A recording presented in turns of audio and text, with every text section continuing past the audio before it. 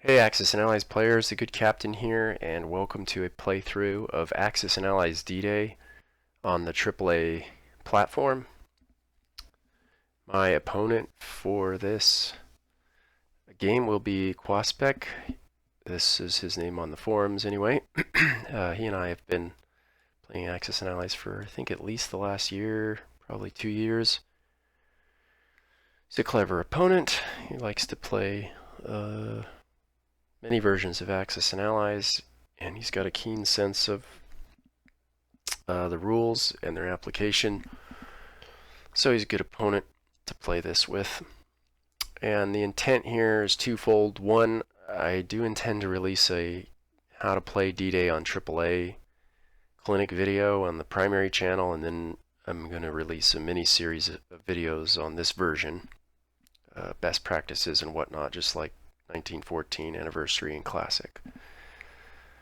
So, with that all out of the way, let me start by saying that this version of AAA is a bit janky. It can work, but it does require some editing, and you even have to do some independent dice rolling. So I will be playing this on the forum, and I'm kind of using this as a trial balloon for my how-to video, as well as gaining some experience playing actual D-Day games with different opponents. This is my 10th game. This is my 4th game with Kwaspek, and with that all out of the way, this isn't so much a how-to video, but I will go through it, in the sense that I'm sort of priming up to make a how-to video. Order card number 1 is the pre-dawn airborne assault, and then order card number 2 is the naval bombardment. Both of these concern the Allied player, and I will be playing the Allies. Kwaspek will be playing the Germans. So in AAA, it's pretty automatic. We're going to drop these little airborne symbols into the zone that the big arrow points to, and we're going to make sure that we put them in the bottom of the zone. This is much like Axis and Allies 1914 D-Day is, in that there are contested zones and units from both sides can exist in the same territory, single rounds of combat, etc., etc. But the Germans are on this side of the zone and the Allies are on the north side. So to attack the Germans, we actually have to move the pieces to the south side. And these little airborne silhouettes can't be, it's just the best way to represent the fact that these units aren't destroyed. It's just a surprise attack. Whatever we kill, the Germans don't start with those units. And this leads right into the naval bombardment, which is basically the same thing. Whatever we kill, the Germans don't have those, sort of a pre-game removal of an X amount of German pieces. And I've counted it up, and it's 21 pips. So what we're looking for here is 3 to 4 hits between the airborne assault and the initial opening barrage from the Allied navies. So this first one is automatic. There's nothing to it. It's just a check to see what we get. Nothing out of the 82nd Airborne and G10 here. Next we'll move to the Utah Beach position, which is oh no, that was the 101st Airborne at Utah Beach. So they didn't get any hits. We'll move to the 82nd in G10. They didn't get any hits. And we'll finally move to the 6th Airborne in G17. And they get one hit. So, of course, the German player gets to select this hit. We'll put it on the infantry. And there's a good reason for that. Blockhouses are very lethal. So, obviously, they'll take it on the German infantry. And then we slide right into the naval bombardment combat move. And this is sequential, so we actually, as the Allied player, are able to observe the results of each individual shot before moving to the next one. And I'm unresolved on what the best way to use these is. There's an argument, I think, for blasting the 2 blockhouses on Omaha Beach, given how difficult this fight is here for the Allies on the first turn. There's an argument for targeting this blockhouse on Juno Beach to protect the British armor here, the armor units being the most valuable pieces in the Allied arsenal. And there's even an argument for just doing that or trying to clear the beaches because movement is so important in this game. You don't want to be stuck on the beach hexes or gummed up on the beach hexes after turn 1. We really do, except for Omaha, want all of these zones cleared at the back end of the Germany side of this turn, so that on turn 2 we can actually start moving towards Caen, St. Lo, and Cherbourg. So for now, I initially, in my first 3 or 4 games, was a fan of blasting the Juno Beach blockhouse, but now I'm kind of more of a fan of blasting the Omaha Beach blockhouses and trying to not make this the catastrophe that it very easily can be for the Americans. So we'll go ahead and just target the first 2 in this case, because I know I'm just going full bore on these blockhouses. Normally you do this one at a time, but given that I'm going to basically target this 100%, I'm going to put 2 on there just to speed this up. Okay, so of the 2 offshores that we allocated, we get 1 hit. And now the prompt will say that you can select casualties, but anybody who knows the game knows that the allied player is targeting blockhouses only, so it's the only legitimate target. So we target a blockhouse, and that's it. So those 2 naval shots are done. I'm going to put naval shot number 3 now into that space, and resolve naval shot number 3. Nothing. Okay, naval shot number 4. Nothing. Naval shot number 5. Nothing. And naval shot number 6. So we're already kind of on the, okay.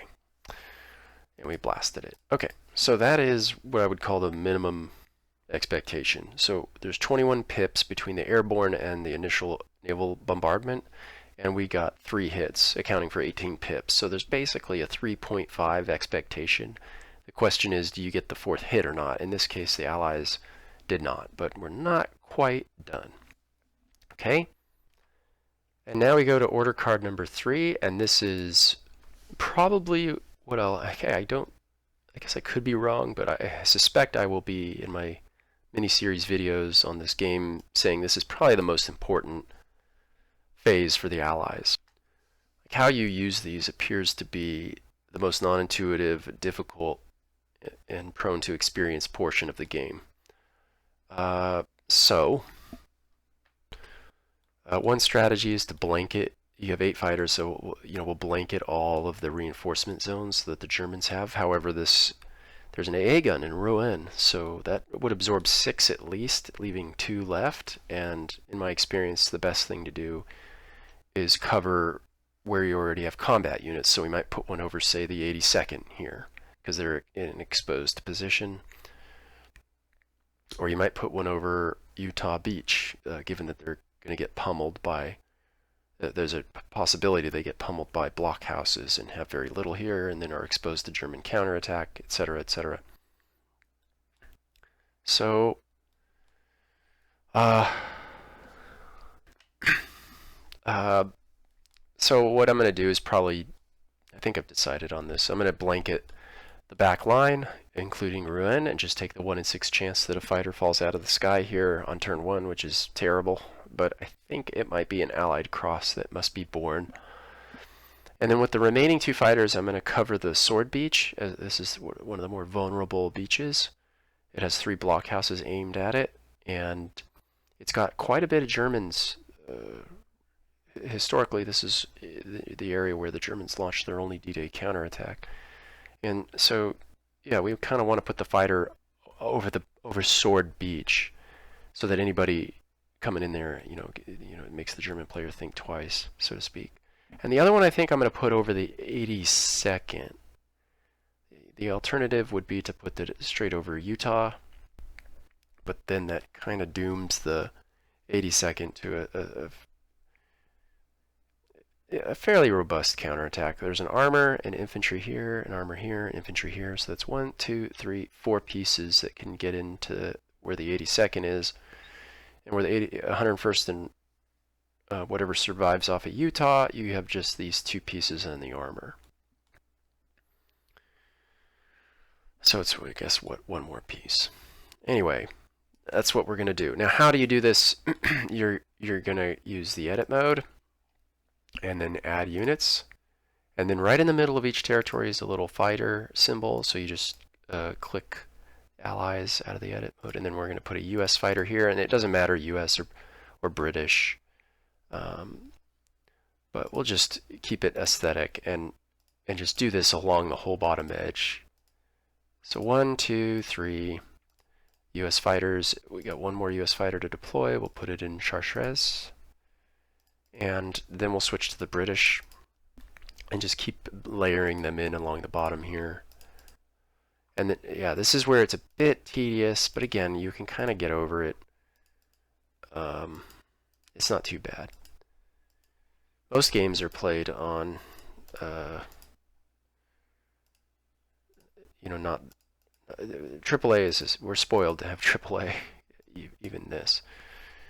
Vassal is what I meant to say, where you have no computer assistance whatsoever, and then all of them, everything has to be edited.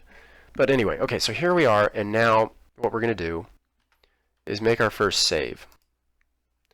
And this is what I call A1 fighter placement. Now, we do this for game integrity's sake. We send this over before we roll. We send this over to our opponent before we roll. So here's my forum thread, and I just, so at accessanalyze.org, go to play board games, and then I at my opponent, and then just put the file in there. And now we have to roll the AA roll. Now, unfortunately, there's no clean way that the AAA does this. So we are going to do it ourselves. And the best way to do this is use the forum where we posted at the dice bot. And then you just type in the name of the territory and what's going on. In this case, this hex is G39 in AAA. So I type in AA fire in G39 and then roll. I type in a bracket dice 1d6, and this is just a specific command to tell accessanalyze.org to roll a dice, and we see that the fighter missed, or the AA gun missed the fighter, so we're there, and we continue with the next card. So that actually was card number 4. Axis player fires with each artillery in a zone where fighters are patrolling. So we just did that, so now we're on card number 5, and this is where we take there are 2 bombers in this game, one UK and one US, although it doesn't matter at all. And you place them in any zone that does not contain Allied land units, so we're not allowed to place them in where the airborne are. So the 6th Airborne is in Sword Beach Zone, and the 101st is in the Utah Beach Zone. We cannot bombard these 2 positions. And for my money, I think it doesn't make any sense not to use those bombers on the first turn to target blockhouses. These things are incredibly lethal, and so again, there's an argument to hit this Juno Beach blockhouse, but I think the Americans are in such a poor position at start in this game that my current method is to blast the blockhouses that are not on Utah Beach directly, but have arrows leaning out there. So I place the UK bomber in G4 and the USA bomber in G7, and this is going to be, again, a forum roll. So again, the same rules apply. I have 1 bomber at the G7 blockhouse, 1d6, and we'll just copy paste this to make the dice roll for the other one. Okay, and we hit submit, and we see what we get. We should get 1. And in this case, we whiffed, so we're officially at negative 1.5 for the opening shots for the Allies. And now it's technically the Axis player's turn, but this is, sorry, that there's no AA guns to shoot back at the bombers, so we skipped Order 6, and then Order 7 is just you putting the bombers back on their spot, so we're past that. Order 8, this is kind of a weird order where Allied land units that are already a shore move, really the movement's all done at the same time. I don't know why that was done like that, but anyway. Order 9. Okay, blockhouses fire on land units of the Allies in a beachhead box within its firing arc. Okay, so we're going to skip ahead to that phase. We just hit done. We skip through the U.S. Air Force movements because we just did all of that with using the edit mode and the forum dice. And now we have this phase here called Blockhouse's Fire combat move. And now in this box here, there's this Blockhouse's Fire. So we use this little arc and we just apply the arrows. And you don't need the German player for this. This has it's automatic pilot. Okay? There's the illusion that there's choice and decision here for if you're playing over the board, but there is none. And I'll explain why momentarily. So all three survived, unfortunately, and we'll hit the Utah beachhead hex. And then we just keep going down this. So there's 2 arrows at Gold Beach, right? There's 1 arrow at Juno Beach. And then there's 3 arrows at Sword Beach. So the British are going to take it in the face here, but that's because their objective is so... They don't have to take Cherbourg, and they don't have to take the very difficult objective of St. Lo. The con is very easy, so that's why it kind of abused the British. It didn't send them any support. Okay, we click done. And these are all targeted attacks, which means there is just no... Since all Allied units defend on 2, there is 0 reason not to take armor first, artillery second, and infantry last. So we'll start with Utah Beach. Again, we don't need the German player for this. He got a hit. We know that the German player would want to kill the artillery. There's no reason not to take infantry. 1, 2, 3, 4, 5, 6, 7, 8, 9. So we're expecting the German player to get 4 or 5 hits here. He's got 1. Okay, let's do Gold Beach. Okay, so he whiffed. Juno Beach, and this is an armor, so this is kind of my... although Gold Beach just survived, 25% chance. Wow, okay, so Germans are so far whiffing their shots, but there's 1 more with 3 blockhouses, so this could hurt. Okay, so we'll lose the armor here, but 2 out of the 3 British armor survived, which is fairly shocking given that there were 6 rolls. So overall there were 9 shots after the Omaha Beach blockhouses were obliterated by the U.S. and British navies. And the Germans only secured 2 hits, so the Germans are down 2.5 hits. Okay, and this is where we're going to just mash the moves together for the Allies with their beachhead movements. In other words, Allies move now. This is just the generic combat move. So the first thing we're going to do is take all land units that are in contested zones and move them basically south into their own zone. And this is how you don't have a choice in this. You have to attack. There is no choice. You can't move out. You must attack. So we take the airborne units that were there and just push them all in like that. Okay, and then we move. Of course, the beachhead boxes technically go before that, but there's no reason not to do it any other way. All movement can be done simultaneously for the Allied side. So, whoops. You want to make sure you see a contested zone. Remember, there's a little fighter position for the fighters to go into in the center, so make sure you don't accidentally move in there. You should see it highlight on the south side. So we've done the Americans, now we're going to do the British. Okay. Okay. And remember, there's a piece count limit here, so it's 8. So 3, 4, 5 in Juno. We have just have 8 here. Every now and again, Sword Beach takes no casualties, and in combination with the 6th Airborne, you actually have 9 pieces, and sometimes one guy can be left out on the water to be shot at and almost certainly destroyed on Allied turn 2. So losing that, if we had to lose a piece, the Sword Beach armor is the one to lose in the opening rounds. Okay, moving on. We click done, and we have 1, 2, 3, 4, 5, 6 battles to fight. Yeah. Okay, so first up, let's do the 82nd Airborne in Hex G10. There's basically technically a slightly less than 50% chance we get anything. We just hope we don't get too badly brutalized by the Germans on the return fire. Nobody shot anybody, so I figure that's... And then you have to hit... This is very important. This thing will let you fight on and on, just like any other version of Axis and Allies. You need to click retreat. I don't know how they were able to... in Axis Allies 1914, you don't have to do that, but for some reason they couldn't program it here. No big deal. At least this exists. So hex G11, we're expecting to get one hit here, or hoping to get one hit here. The Germans will return fire with 2 pips on their infantry and 1 pip on their pillbox. Pillboxes don't defend well at all, but they have a good attack. Okay, we got a hit. The Germans are going to take the hit on their infantry because that, again, this is a very good attack, and the Germans have to attack on their side of turn 1. So there we go, and the infantry did get a hit. And then I retreat with my, I make sure it doesn't go to another round of combat. Next, we'll do Bloody Omaha, and the blockhouses don't exist here, so hopefully that helps us out. We have a 1, we should get 1 and maybe 2 hits here, so G14, and we're going to expect to take about 2, maybe 3 on the return fire. So a very warm roll by the Americans.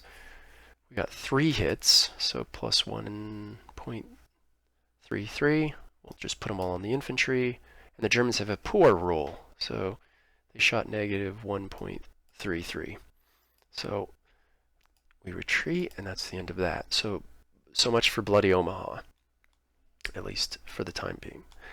Next, we move to Gold Beach, and that's G15. 5, 6, 7, 8, 9, 10. Again, this is typical of this 8-unit limit in this game, is that usually you're expecting about 2 hits on attack or defense, maybe 3, 2 or maybe 3 if you're a little lucky. So we got 3 here. That's of course going to wipe out the infantry, and crucially we're going to knock out a blockhouse, which means we don't have to worry about that thing firing out to sea at the beginning of next turn. It's one less thing for the Navy to well, I'm sorry, actually the Germans will attack on their turn and likely it will be destroyed, so not a bad roll for the Germans in this hex. 1, 2, 3, 4, 5, 6. Yeah, plus 1. We'll do a dice probability look at the end of this turn, just see who did better. But G16, expecting 1, maybe 2. Yeah, it's pretty much the same in every spot. We got 1. We weren't really guaranteed a second one. We put it on the infantry. Ooh, snake eyes. Ouch. So the Allies get popped here. And finally, last but not least, Sword Beach. Ooh, only 1 hit.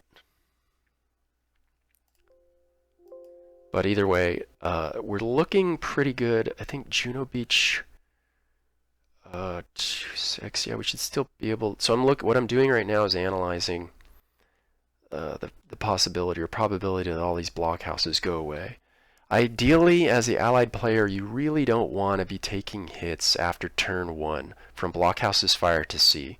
We want to get that card out of the deck as quick as possible. So these bombers are still here.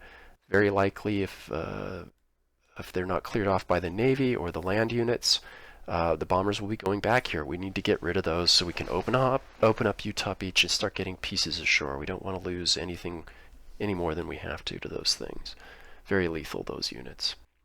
So during the non-combat move, what you have to do as a function of AAA is actually move back to your side. If you fail to do this, they will be destroyed like air units in enemy territories. It'll say, hey, you've got these units, you need to move them, would you like to move them? If you click no, I'm not going to move them, then the AI will just delete them off the map. So we have these all are still contested zones, but it's just a game function for the AAA to work. So we click done, and now we are done. We're done. We send this over. We're going to save this, post it to the forums, and send this over to the German player's turn to do my opponent to do his turn. So when I save this, I'm going to save this. This is how I like to do it. It's A1 end of combat. So A1 EOC. Because we have to do an A1 final, and that's when the reinforcements are done. So here it is. I just posted that file to the forum. My opponent will open it, click play by email, and take the German turn. So we're up to order card number 12. That's where during this step Axis land units move and the patrolling Allied fighters react. And he'll conduct a cycle of combat, and then the Allies will roll for reinforcements. I'll save the file, send it back to him the third and final time. He'll roll for reinforcements and send it back to me to start turn 2. So that's pretty much it for this turn. If you'd like to follow along, it'd be nice to have you, especially if you want to play D-Day, because I'm now going to be stacking games of this, so I need as many folks as I can, different brains to play against. But just to project very quickly what is going to happen here, these German pillboxes have to attack uphill, very much uphill, on each of the beaches. So the question is, do the Germans want to reinforce any of these counterattacking pillboxes? Otherwise, they're going to be destroyed. Same with Utah or Omaha Beach.